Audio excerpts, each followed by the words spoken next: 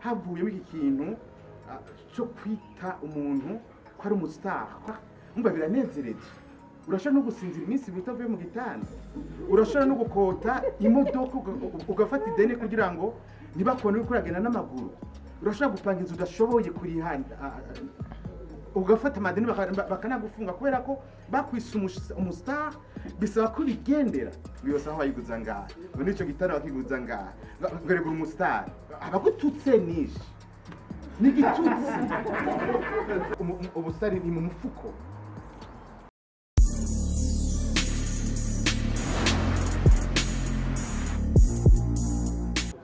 Nk'umuririmbyi hariho amawishes, hari ibyifuzo umuntu aba akeneye mu buzima.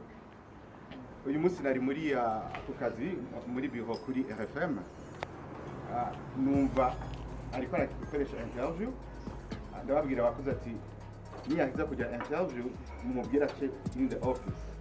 Yaje twavuganye bitari bimwe, ndamubaza ingene akora, ndamubaza abo bakorana, kubera ko naho tutari hano mu gihugu ibikorwa by'abaririmbyi turabikwirikirana kenshi cyane gose, na cyane cyane biciye muri platform ya Radio RFM tuguri hano mu Burundi. Mais aussi hakaba hariho n'izindi projet ziriho zikomeye cyane gose, nanamubwiye projet zikomeye nibaza ko zizofasha guteza imbere abaririmbyi n'uburirimbyi en general hano mu Burundi. So buririmbyi gusa ni ibintu byose bijanye na art. Projet ziko zirafata mu mugongo na Union Européenne.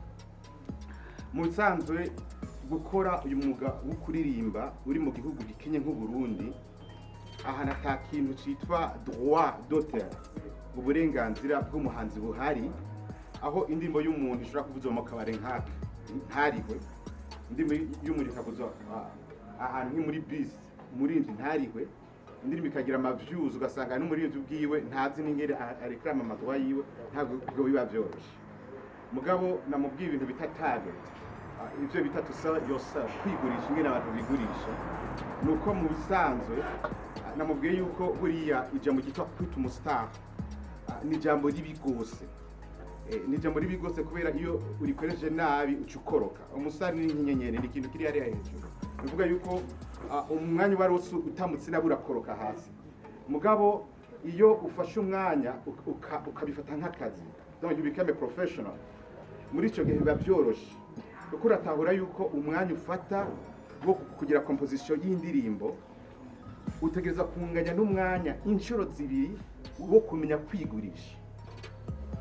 Urazi ko nakubwirije no kwandika project, umurinzi ategereza ko bashoboye kwandika project, management team yiwe itegeza ko ishoboye kumwandikira a project.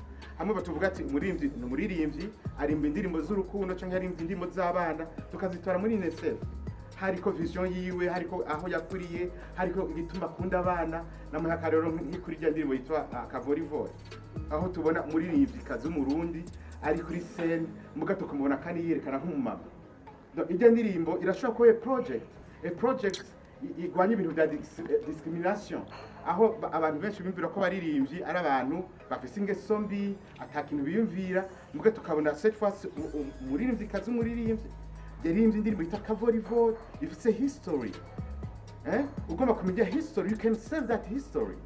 Uri kuravyumva, you can save that history. Bazi ko nakubwiye yuko ntabi indirimbo ko umuntu aririmba, namubwiye akarero babantu bo muri za Senegal ba Mali, muri music industry ziteye imbere abantu bacyumviriza plus amajwi, bumviriza the history behind.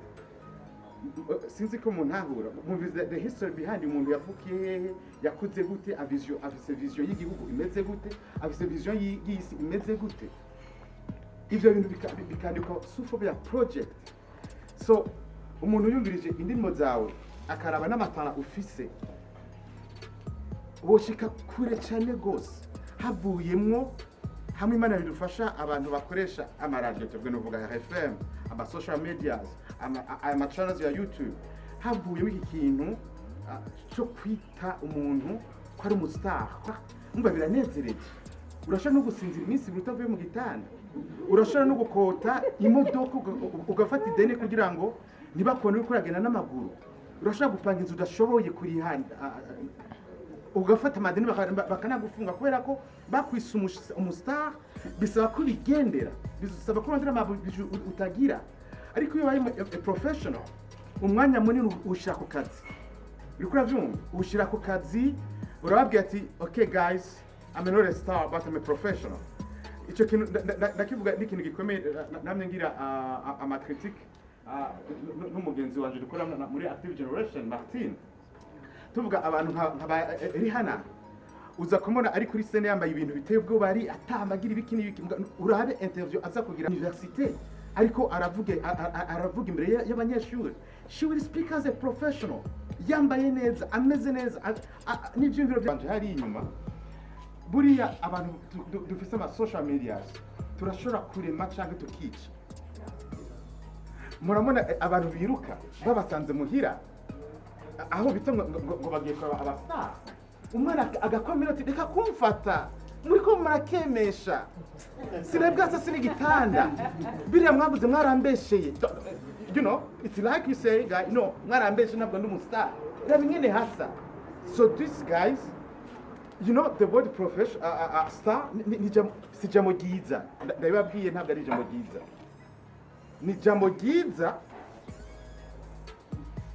iyo ubu star yabaye achievement, yabaye like, you know, achievement, kuko murazi ko ubu star ni mu mufuko. You get it guys?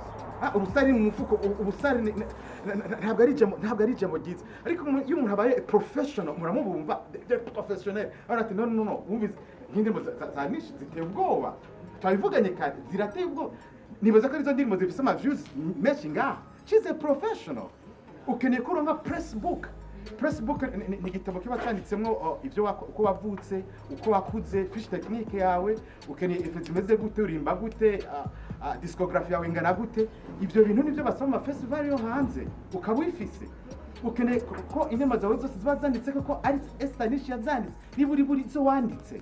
Uriko uravyumva ivyo bintu ukeneye ko wifise. Nakubwiye ingene mu bihugu nk'ibi bikenye ni mu biteye imbere, ingene abantu baronka ibintu by'ama copyright bice mu maposte wabibonye muri Google, kuko ni information zisanzwe ziriho. Donc numva novuga ibintu byinshi cyane gose. Nakubwiye yuko nivyaba ngombwa nzovugana na manager wawe, tuvugane na maison de production zanyu, bivana n'ingene muzoba mubikeneye. Menya media RFM turi hano ngo dufasha abartiste, abantu bafite indirimbo nziza ziraca kuri RFM. Ubu twaze ibindi byumba bishasha kugira ngo iradishike ku rwego rwiza rushimishije.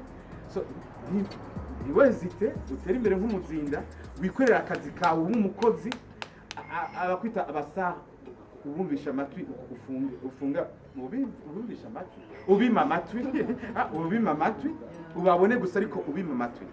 Kuko in 2 years, mu myaka 2 ubandanije ukora cyane, indirimbo wandika, nakubwiye ko kila ndirimbo normalement ni projet. Kila ndirimbo ni projet. Uririmbye indirimbo nka Kavorivori, c'est vraiment c'est tout un projet, ce sont des milliards. Uriko uravyumva bivana ingene wayise.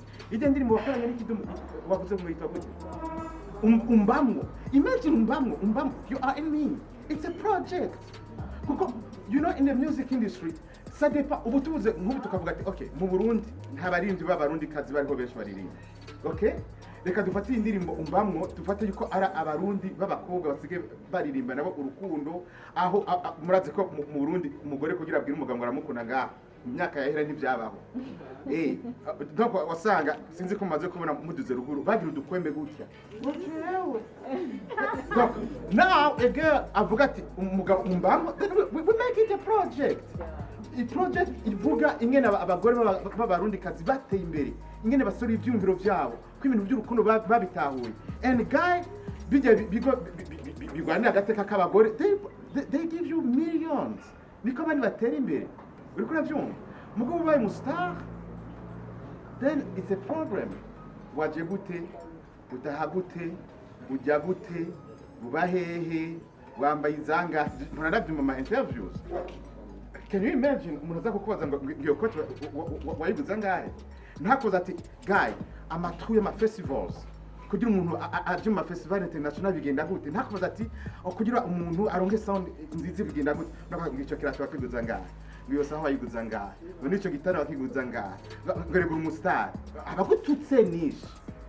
ni igitutsi ofete ni nk'uko umuntu yakubwira ati sinzi ko umuntu ahura ibyo niko nababwira it's really I'm speaking like a professional ni igitutsi so dus courage cyane rwose cyane ukora ibintu bikomeye cyane but reka duhindure ibyo bintu ini project please bihinduke projet bihinduke bihinduke nkunda kubwira abantu urabona nk'ibije niko navuga aya majambo niko navuga nzayashira kuri my CV when I go back ibi bizoba biri kuri CV yanje I will say naragiye muri yanif y'umuririmbyi kazi w'umurundi yitwa nish ndashikaho nafashe iminota 5 yo kuvuga navuze ibi bizoba biri muri my CV.